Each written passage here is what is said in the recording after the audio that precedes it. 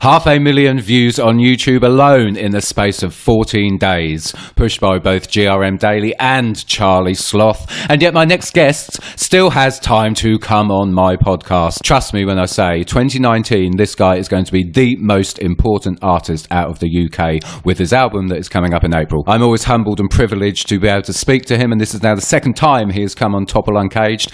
It is the incredible Loki has come on. Loki, thank you so much for joining me. It's really appreciate you taking the time. Thank you so much for having me, man. And that introduction is fantastic. I've never had an introduction like that. If I could bring you on tour and bring you out before me to introduce me on stage, that would be pretty amazing, love. Maybe we should do it for London, man. Look, my fees would be free. Don't you worry. Oh, that'd be amazing. I would happily do it. But you are worthy of this introduction because you're a legend in your own right. However, the latest track, The Return of Lowkey, where do I begin heaping praise on this? Okay, it's staggering, and it's blown up in the past fortnight. It is massive, and I'm gonna hone in on sort of two reasons why I think it's blown up in a minute. But first of all, what prompted you to return? What is the comeback, and where has it come from? So basically, Steve, as you will know, and you're someone that has supported me over the last few years, I have been making music since 2016 or so, but I haven't released an album since 2011. So the idea of the return is basically in reference to the first album since 2011, and the first time I was gonna be on Grime Daily again since I think maybe 2011, 2010. So really, it was about having some clarity in what was happening, and it was making clear that the album's going to come soon. And as somebody who is really important and vital in the war of position that we have, in this country at this stage, a really important thing is how you tell the story. Yeah. And I could have easily put out a song, but I think by framing it as the return of Loki, you're kind of stepping into people's imaginations in quite an important way. Essentially, with this song, the more progressive political messages are slightly more implicit than explicit, because I think it's important to understand that if you can speak to the widest possible range of people and still make the points that you want to make without necessarily spelling out your ideas, I think it's probably more advantageous. And even a medium like Grime Daily now is very mainstream in a way that it certainly wasn't in 2010 and 2011. So it's great to get on there, and it's great to, be putting my message out through that platform for sure. No, absolutely. You've kind of picked up on something I was going to ask you about anyway. The sort of, as you say, the implicit messages as opposed to being explicit. Now, as I said a couple of minutes ago, there's two reasons why I think this track has blown up. Firstly, you can still spit. Oh my gosh. Okay, so on this track, you mix up the rhythms, you mix up the rhyming styles at an unbelievable rate. You're flipping sort of the rhyming pattern here, there, and everywhere. And when I listened to it for the first time, it put me a bit in mind of Biggie Smalls' last track, Notorious Thugs, which he did with Bone Thugs and Harmony, because the rhyming patterns on that, he mixed them up like nobody's business. So you can, like I say, it's incredibly dexterous what you do, and also, I mean, the pace at some points is incredible. It's kind of, you're matching kind of, you're up there with sort of Busta Rhymes and Crazy Bone in terms of the rate at which you do at the rate at which you do syllables. I'm going to get a fucking metronome and just work out how many syllables you are getting out in a minute, because it is staggering. And I think that's part of the reason why it's blown up.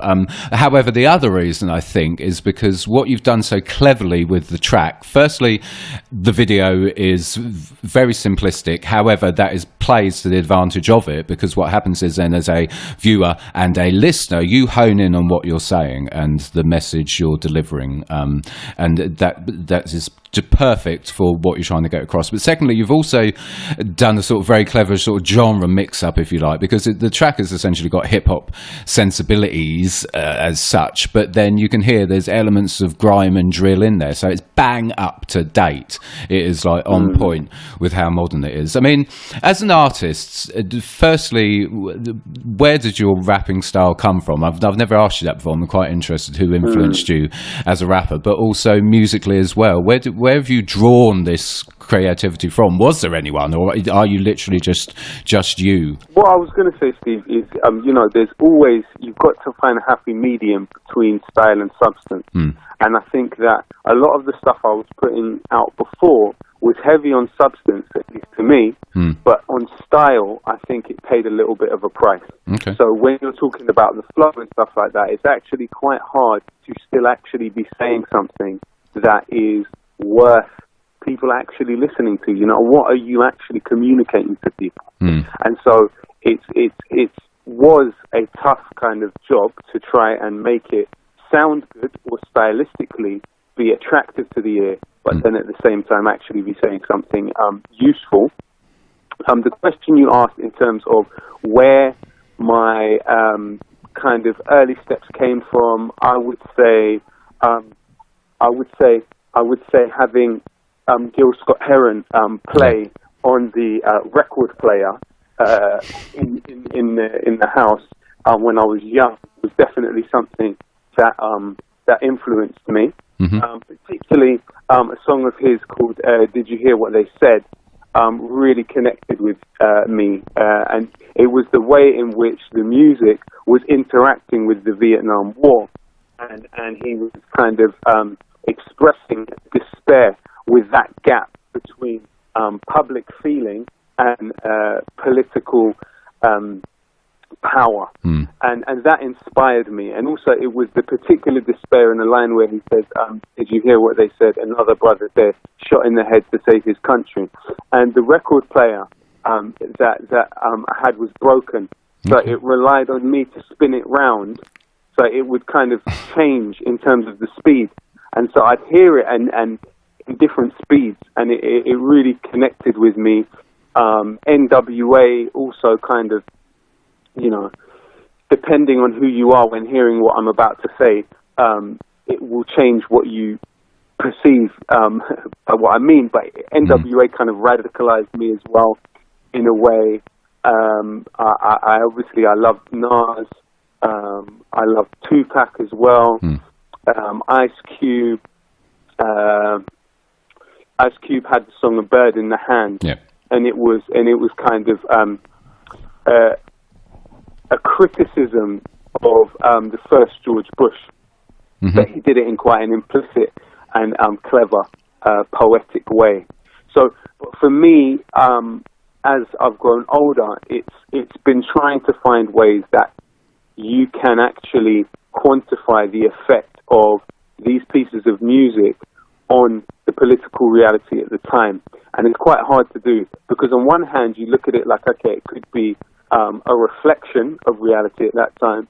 It could be a mirror where once was a wall, or it could be a window where once was a wall. But for me, it's absolutely essential that it has some type of role in affecting the material reality. So, for instance, with Ghost of Grenfell 1 particularly, it was really a tool of pressure. It was an element of a much wider movement that was related in a very intimate way to the campaign. The people in the videos were in the campaign. They use the song at talks that they give at university now. It was a way of applying pressure to a council that was hiding behind a different bureaucracy. And, when you look at, say, the example of someone like John Lennon at the height of his career was funding the Black Panthers and had, a relationship with the IRA. He was somebody that always was trying to find a way to make his work matter in terms of the material condition. There was, of course, the case of John Sinclair, who was an activist who was fighting for the legalization of cannabis. And at one point, John Sinclair was arrested and given a massively disproportionate sentence.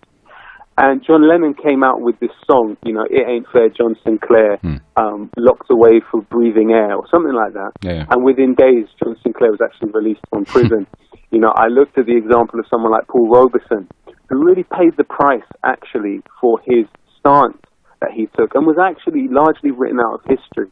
We have to understand that the McCarthyite witch hunt that was taking place led to his passport being taken away, led to him being in a situation where just because he refused to sign an affidavit saying he was a communist, despite the fact that this was a man that could that actually produce songs in 20 languages, that doesn't mean he could speak them, but that means he made his songs in that many languages in order to appeal to as many people as possible. You know, he was someone to whom London was really a pivotal part of his development, in his development of this internationalism.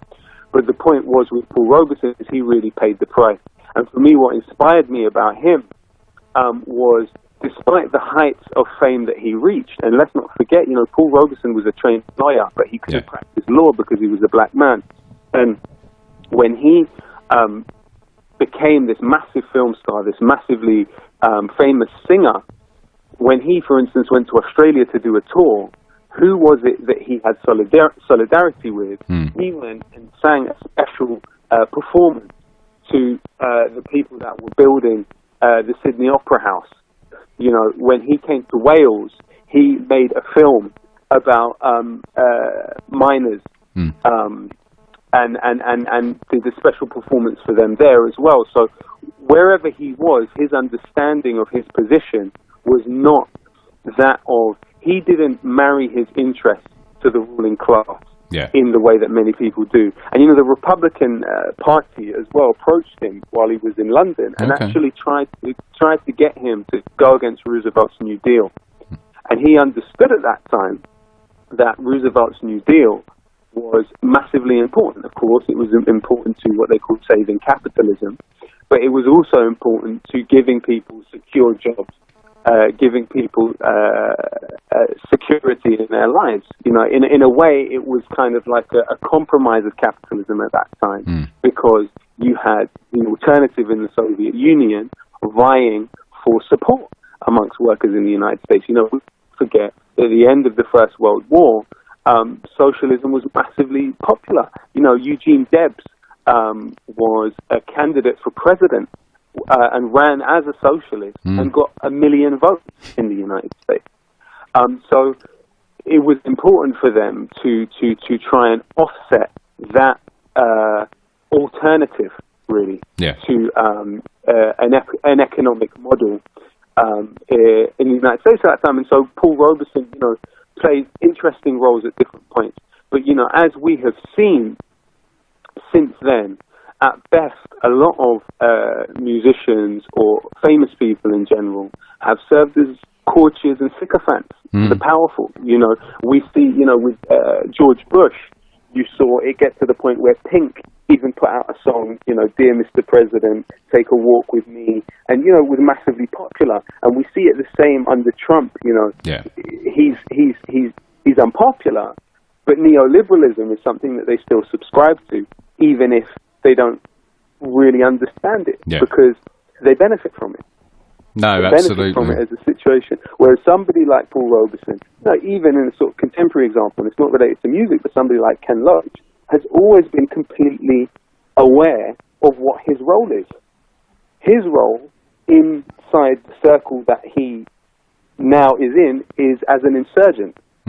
His role is not the role of camouflaging with the rest of them. It's an insurgency from below. And that's what, in a best case scenario, I hope that my music can serve as. I think that's a sort of brilliant summing up of where things have come from to bang up to date with you today. And I think you're correct. I think there's elements of if you're truly fighting for the correct things and the right causes, and spiritually you are in the right place, then insurgency, as you say, that is what you can hope to achieve. And I think going back to the song and why I think it's blown up and why it struck such a chord with people is because, as I said, not only it's the way you rap, but it's the musical mixing up. It's a masterstroke because you are literally straight away appealing to a whole generation of young people that are going to firstly latch onto the song because of the music, but then they will also hear what you're saying as well. And that's what is so crucial in what artists like you do, is you make it completely accessible, and you can and that insurgency, you can start spreading it into other sort of areas and demographics which might not usually be aware of it or even be on their radar. I agree. I mean, I think also one of the amazing functions of Ken Loach's films is also political education. You know, I know for me that we're actively educated into a demobilized default in this country. It's a position of compliance and a position of passivity. But when you are interacting with the material that's in Ken Loach's films, you start to see power that largely goes invisible around you, and you start to identify situations and be able to kind of take a specific position. So I hope that the music can also serve potentially as a form of political education. And like I say, you know, hearing Gil Scott-Heron, you know, as an Iraqi living in London, and Sinan Antoun, the Iraqi novelist and teacher at NYU, put it that being in New York at the time of the invasion of Iraq was like being a barbarian in Rome, which is quite an interesting description, especially when you think about the death of civil liberties that's taken place during the War on Terror for people that are racialized in a specific way. No, absolutely. And so there was something about Gil Scott-Heron and his work that appealed to me and that I related to, and I found a sort of commonality with. And so I think it's about teasing out those things, because essentially if you listen to the radio generally today, none of it is going to foster critical thinking. Almost all of it is just decor and kind of decoration for business as usual, status quo. You know, and in many ways that element of insurgency I also see definitely in Stormzy's work as well. And I think that element of insurgency, and definitely on a far more visible and potentially subversive level than me. The other thing I think it's also important to be aware of is that music in general has always been a contested space. All throughout human history, it has been something that powerful people have attempted to commandeer and harness for their own interests. And if you decide clearly at the beginning of your career whose interests you're going to serve, there does come times where pressure is brought to bear upon you. No, absolutely. I think you're spot on with that. And I mean, my late father was a jazz musician semi-professionally, but he did it professionally for a while.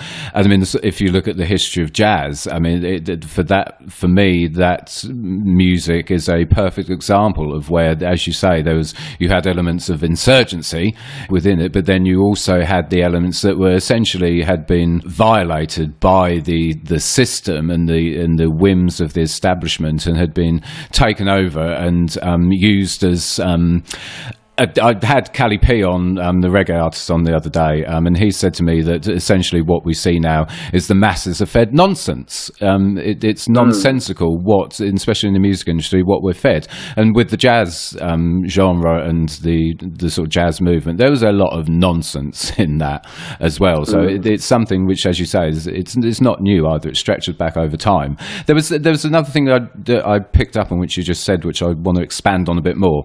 My girlfriend, when she she watched the video, she was watching it, and she actually cried.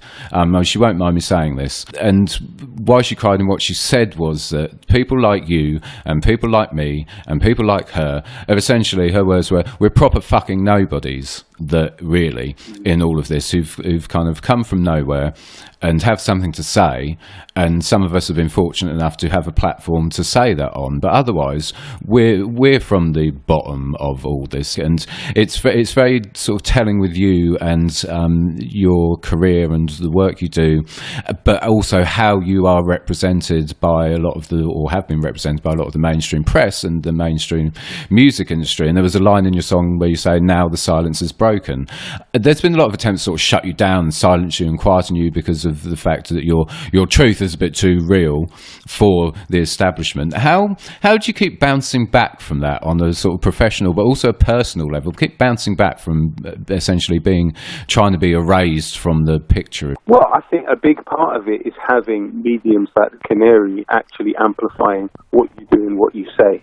Because otherwise, especially if you are a musician today, and it's on a daily basis, it's becoming less and less the case, I think. But, there was a time where if you were not playlisted on BBC Radio 1, it would be impossible for your music to chart. Now, what that gave the impression of was these people as gatekeepers that could decide what did and didn't exist. Yeah. Now, Tom Mills, in his book, Myth of a Public Service, really looks into the way that the MI5, at least from 1935 to 1985, were basically in a position of being able to decide who was and who wasn't eligible to be employed by the BBC. And this has also been documented by the BBC themselves. And there were reasons such as a person having a family member who became part of the SWP. Oh, they released all of this, didn't they, a while back? They did, certainly. And, around the time also of the kind of coup within the BBC against Alistair Milne, there was a swing, not really a swing actually, but a sort of enforced neoliberalisation of the BBC, internalising of the logics of neoliberalism following the coup against Alistair Milne. But the point is that and again, also part of my upbringing with the BBC, frankly, because what it always, when it talks about impartiality, that's not a statement of fact. That is said in order to make you think that it's impartial, if that makes sense. Yeah. And so what that does is it means that the viewer or the listener will ascribe a kind of benign nature to the information they're receiving. And especially as a child, when your faculties of critical thinking have not really developed, you kind of take it in this benign way. And so you start to be guided in terms of the way you view the world into sort of a default liberalism. Yeah. And I think in many ways, that's kind of what I emerged out of and had to carve out a political education out of that. So I think that, when Tim Westwood, who was the biggest hip-hop DJ for at least the first 3/4 of my life, went and did a show on a military base in Afghanistan and transmitted his show from there for a week for BBC One Extra, and was essentially enlisted as a sort of auxiliary of the war machine. Well, it was a hawk, wasn't it, really?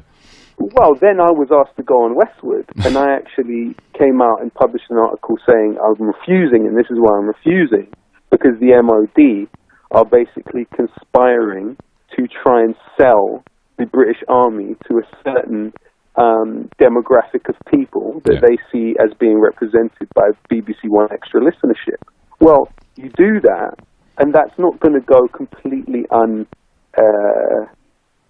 there will be some type of result when you do that. That doesn't mean that they'll completely blackball you or shut you up, but it does mean that something will happen.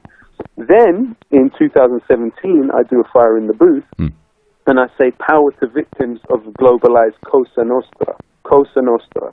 okay? Our thing in Italian, right? That's my only understanding of the word. Then it gets reported inexplicably by the Jewish Chronicle, who ring up the BBC and start hounding them for a comment about it. I've said, power to victims of a globalized kosher nostra. This is a phrase that I'd never heard in my life before. But what you're seeing is an element of psychological warfare.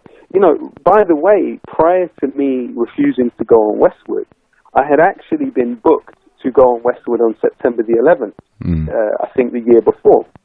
And this is before he'd gone to Afghanistan. The last minute on the day, someone calls me up and says, actually, we can't have you on.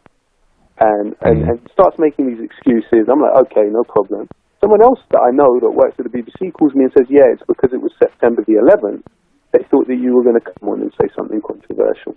This was the same time, this was the same few years when Mike Righteous had said, I can say Free Palestine in his lyrics, and Free Palestine had been edited out and censored.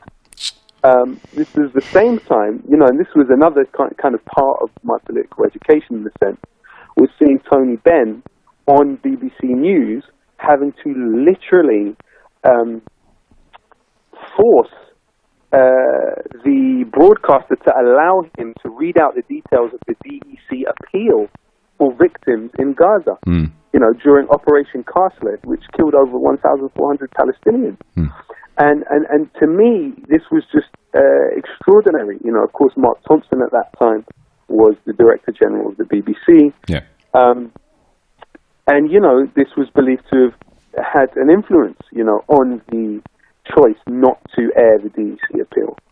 And so all of these things, these kind of limits of British democracy, which was so reified in terms of in terms of general propaganda or professed values of this nation, I was seeing the limits of it, directly in front of me. And so, music became a tool to kind of not only confront that, but also force proximity between decision makers and what I perceive to be their crimes.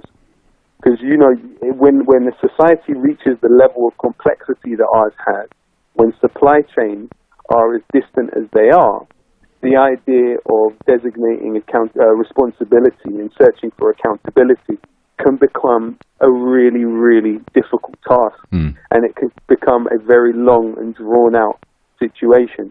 Whereas with music, you're able to achieve things that in the everyday world are very, very difficult. I can't speak directly to, say, Prince Charles. But if I put out a song called Letter to Prince Charles, even if he never hears it, someone that knows him will hear it. So it kind of is an equalizer in a sense, and it gives you an ability to kind of immediately communicate with people. So it's an amazing thing in that way. No, and that's a brilliant analogy about Prince Charles, absolutely, and you're spot on. And I think the Return of Lowkey is a perfect example of that in itself. And I mean, I get that from artists I speak to all the time as well. I've had a lot of sort of roots artists on recently, and that's their overriding sort of driver. Because I think it's Basie who said to me, he's not interested in commercial success. He doesn't care how many records it sells. He's interested in how many people physically hear it, and whatever means he has to be able to get that out there in a conscious way. And you touched on a fair bit of history in that answer, and that sort of draws me on to what I want to talk about next. That on my podcast last week, I played, with your very kind permission, thank you so much, I played Abomination, which was from 2010. Staggeringly good song, and sort of rather worryingly prophetic as well, because we are seeing already in 2019 with the situation in Venezuela, and also with what's going on in Sudan at the minute, that we're seeing the sort of, I call it, corporatist imperialism, because I don't think it's no longer Western imperialism. It's driven by corporations.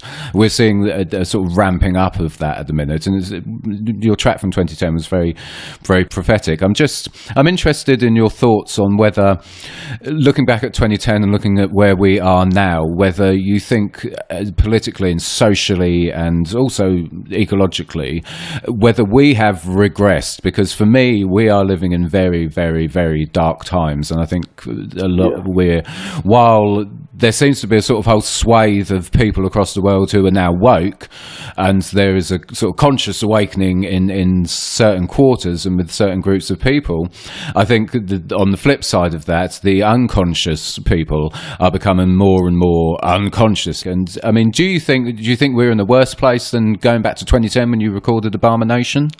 It's an interesting question. I think we are in times which allow for more clarity potentially, despite the increased sophistication of psychological warfare. So what do I mean? So we're in a situation where we've got $5 trillion per year subsidizing the fossil fuel industry. That is about 13.6 or 0.7. Sorry, that was $5 trillion per year. So $13.7 billion per day. And, you know, the main governments that are doing that are the United States, China and Russia.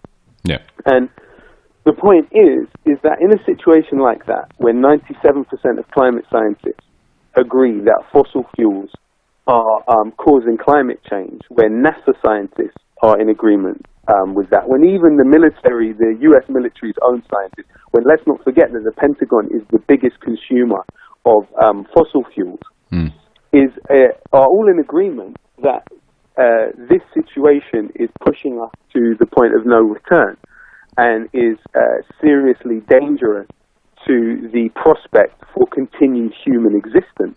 You know, some of the greatest minds of today, Noam Chomsky, you know, and others are identifying this as the greatest threat to human life.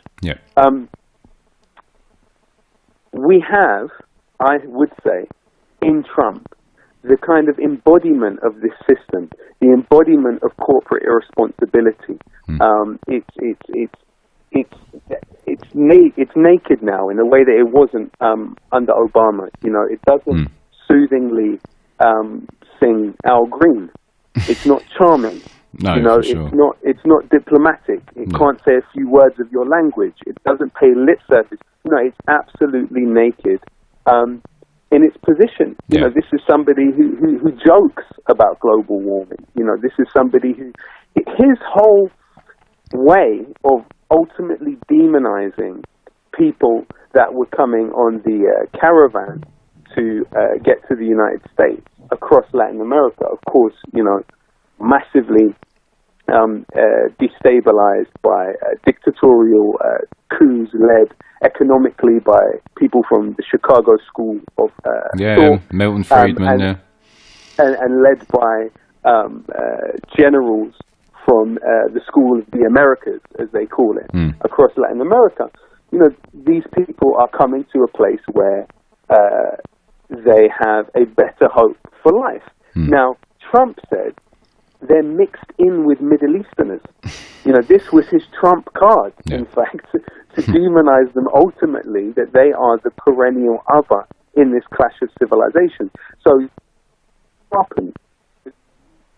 it's undoubted. You can't dispute it.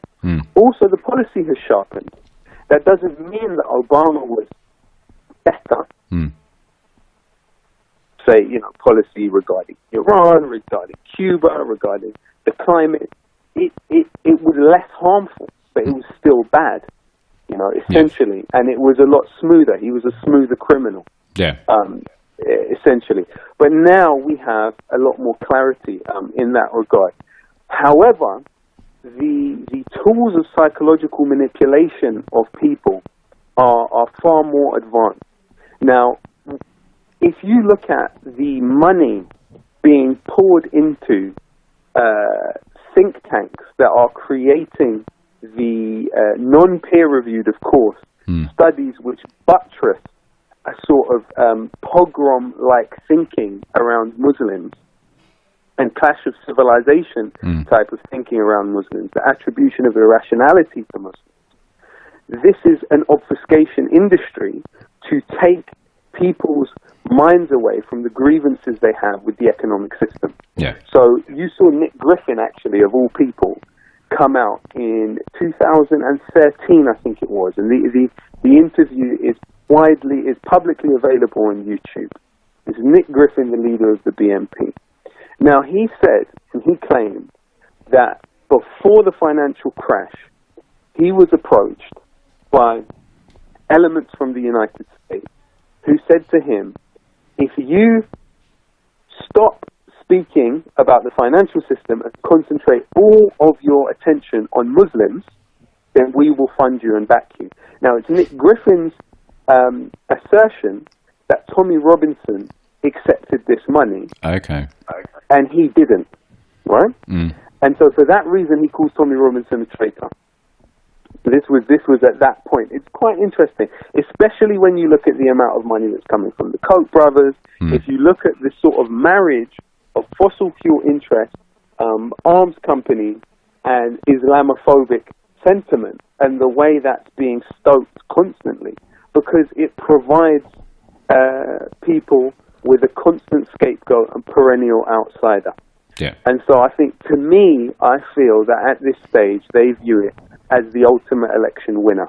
When you look at the day of the election and the day before the election, what was the line that the oligarch, billionaire media in this country was trying to push about Jeremy Corbyn? It wasn't, they weren't really trying to push, you know, the idea that he's a socialist who admires Bolivia, Venezuela. No, that's not what they were pushing. They were pushing that he supports Hamas. They were pushing that he supports Hezbollah. They were pushing this line, you know, which, by the way, just in talking about Hezbollah and Hamas, Britain view those organizations as terrorist organizations, right? The United States does. The EU does. Australia does. Israel does. Is that the majority of humanity? If we take governments as representing, if we take a statist view of it and say that governments represent the people that they rule, the Chinese government doesn't, and it represents over 1.5 billion people. Yeah. The Turkish government doesn't. The Russian government doesn't. The Brazilian government, up to this point, as far as I'm aware, may change soon or may have already changed, didn't. The Venezuelan government didn't. So actually, a majority of humans on this planet don't actually consider, as far as governmental representation goes, Hamas and Hezbollah as terrorist organizations. Yeah. You know, under UN resolutions, the Palestinians as an occupied people have the right to armed resistance. That is something that people all over the world are actually clear on.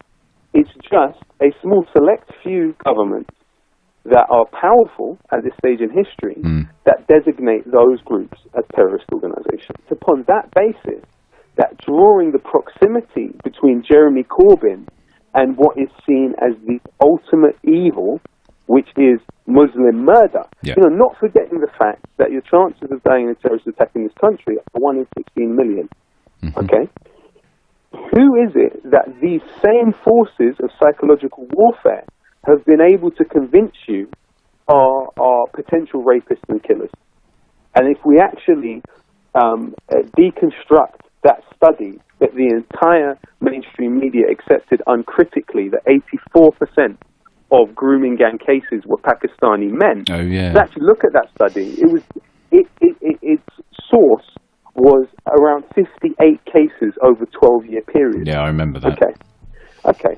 So I went to the Office of National Statistics website and looked at what were the figures for reported incidents of sexual assault in 2017 in England and Wales.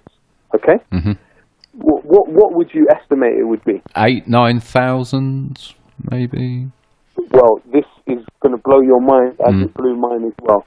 646,000. And you, before this airs, I completely invite you, Steve, to go to the Office of National Statistics. I was first turned onto it by reading an article in The Guardian by Gary Young, in which he mentioned he had extrapolated on average per day how many people were sexually assaulted. And I was like, that can't be true. And so I followed it and went to the Office of National Statistics, and there it was, over 600,000 reports of sexual assault in 2017 in England and Wales.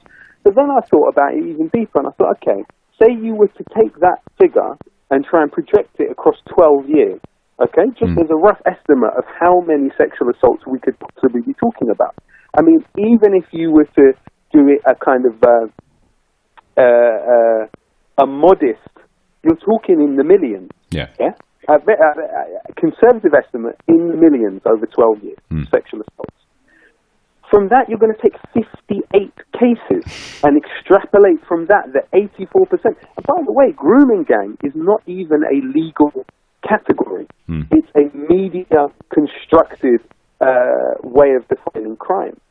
So you're going to then say 84% of a specific type of crime are a certain type of people, are a certain demographic.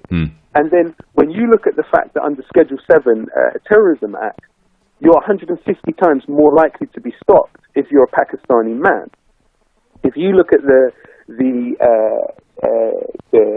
data that has it that 88% of the 500,000 people that have been stopped under that act since its inception have been Muslims, there is a general ambience of demonization of a certain group of people, which is completely out of proportion to the quote-unquote threat posed. If we're talking about your chances of dying in a terrorist attack, and this comes from Chris Hunter, who's an expert on terrorism, in his interview with Nigel Farage after the Westminster attack, he said, your chances of being killed in a terrorist attack are 1 in 16 million. So, if you're in the United States, for example, you have a greater chance of being killed by a baby with a gun, or greater chance of being killed falling out of the bed, or a greater chance of being killed by a vending machine. Upon that basis, where is the media campaign to regulate the makers of vending machines? No, absolutely. Whose interest is this blanket demonization of a group of people, the painting of them as a violent and sexually depraved monolith? Who does that serve? And who is that distracting people's attention away from? That was a staggering sermon. My God, that was brilliant, Loki. Did you? And those figures, like you say, that's quite mind blowing. I mean, but again, you've touched on so many things that I could spend about a whole day talking with you about. But I think what you say about the fact that the sort of psychological warfare has, in some respects, got worse over the years. I think it has, and especially as you put the sort of corporate agenda and the also narrative around Muslims that the media are pushing. I mean, you also, for me, one of my biggest bugbears in all of this is the co-opting of, in response to climate change and what you were saying about that, my biggest bugbear is the co-opting of sort of the green movement and the green economy by the very people who are destroying the planet as we speak. For example, Shell with the whole movement with their biofuels that was being heavily rotated on Twitter. If you look at the sort of agri-industry, the way that we're pushed to go vegan and buy products like Outpro, for example, Outpro being owned by Danone, one of the biggest dairy manufacturers in the world. And I think the skill and the almost sort of corporate wizardry has become more intense. But I think it's because though it's had to become more intense, because as I said in the introduction to that section, there's a whole group of people across the world who are becoming more woke. And as you pointed out as well, with Hamas and Hezbollah, it's a fucking small minority of the world that regards them as terrorists. But we are so there is such a drive now to manipulate the narrative and manipulate agendas on so many levels for so many different things, and I personally think it's because the system and its current incarnation, because I view sort of the past few decades of what many people call neoliberalism, but what has evolved into corporatism. It's a pinprick in history, and it's also a pinprick in terms, I think, of our problem as a species, which we're inherently, it's almost in our DNA to be governed in hierarchies, if you like, and I think that's a major issue that we have as humankind that we need to address. The fact we're so used to having a small group of people telling the rest of us what to do, and I think neoliberalism and capitalism is just the latest evolution of that issue. But I think it's become so intense, the sort of psyops and this manipulation, because this era is in some ways in its death throes. I think the whole system, especially with regards to climate change, but also the financial structures, because essentially it's the whole thing's nursery, and this sort of obsession with debt and the fact that money is essentially built on debt. It's not infinite; it is finite, and I think we're seeing the thrashing around in essentially its own excrement of the system now, and this is why we have these all preposterous, when you break it down, preposterous narratives. In tandem with that as well, I feel personally, from sort of watching what's going on and watching what musicians are doing, the conscious movement of music and the arts is responding to this thrashing around at the minute as well. There is a real I don't want to say buzz, because that's like a real fucking capitalist industry word, but you can see that there's a real resurgence, a renaissance almost, in conscious music across all platforms, and also in conscious art, from photography to spoken word, to drama, to plays. I feel there's a renaissance going on. I mean, how do you view the conscious movement at the minute, and who's standing out for you as sort of almost trailblazers in what they do, if you like? Where do you see it at the minute? Wow, I mean, that is a good question. I mean, I think that there is always a danger, as I said before, of an artist being a sort of, unbeknownst to them, potentially a contested space, and attempts to transform them and convert them into handmaidens of the existing system, turn them into billboards, and well-paid billboards at that as well. So I'm aware of those kind of pressures. In terms of the artists that I think are trying to encourage critical thinking about power in the society, I think Akala is amazing. Yeah. I think he's been massively inspirational to me, and I think a great blueprint actually of somebody being able to be independent, but also not alienating themselves in the way that I think some of my positions have been. Over time, I have not necessarily. I've kind of reacted with passion before reacting with strategy. I'm going to interrupt you there, though. I'm going to interrupt you because I want to correct you, because I hear what you're saying, and I'm guilty of that as well. I've done lots of stuff. I'm like, looking back now, it was terrible things to say and really wrong-footed decisions on my part. But we only react like that because it's raw. Ultimately it's because, I mean, for me, and I truly believe it is for you as well, this ain't some career move doing this. For me, it came out of necessity. I felt I had no choice and literally no options left apart from starting to shout about things and trying to raise my voice. Therefore, when it's coming from something very personal to you, it's not going to be perfect. You're going to wrong foot yourself on occasion. So. Yeah, I mean, I think it is rooted in seeing an urgency with the situation, and I think that's where this kind of will to speak out comes from. But I think it's also about knowing where is most advantageous politically to make what points in what place. So I could theoretically say something which means I don't get to make the same point in a place where there's a lot more visibility and the audience is far larger. Yeah. And so I think that it's important for me to think about that, because especially when it comes to music, you do have the potential to really be placed in front of a huge amount of people. And, if you just choose when and where to make that point, and in what way to make that point as well, I do think that is something good to learn. That doesn't mean that you should kind of seek to dampen your passion. Your passion is important, and you should work on turning that into really, it is politically useful, but at the same time, I think it's also useful in terms of when and where you can make those points. So yeah, I mean, I think Carla's absolutely amazing, an absolute inspiration to me. In terms of other artists who are around at the moment, I like what Drill Minister's doing. He's great. Yeah. I'm open to suggestions. I'm always. You know what? I'll give you my top tip, Loki. My top tip at the minute. I've got two actually. You need to check out Cali P's latest EP, Vision One. I've actually worked with Cali P before, have you? Many years ago, but I haven't actually heard any of his stuff for a long time. But check out Vision One by Cali P. It is. I mean, it's 4 tracks and it's the first of 3 parts.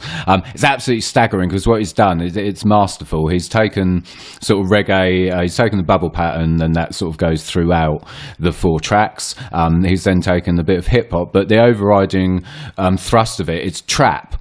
But what he's done, aside from musically being ingenious, he's obviously taken trap and the sort of the dark elements of that, and the narrative that trap and drill in the UK often pushes, and of course he's flipped it on its head and given it a kind of Rasta positive message. And it's a genius move because essentially why he's done it is to try and break through into sort of the younger generation and get them involved with what he's trying to say. It's a staggering piece of work. It's phenomenal. The other recommendation I would make is a guy called King Mass, who's a fantastic R&B/reggae singer. He's got an album dropping next week on the 14th called Crown, and I've had a sneak preview of it. And for me, aside from yours, because I can say now, obviously your album would be brilliant, it's going to be the album of this year. It's a phenomenally, overarchingly.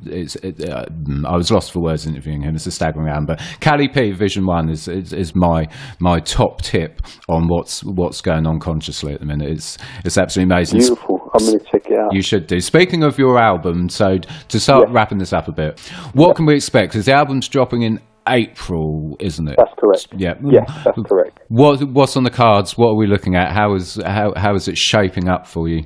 Well, essentially, it's an attempt to provide a soundtrack to kind of act as a companion to people that are going against the grain and are trying to assert the rights of those who are the heart, the lungs, and spine of the society we live in.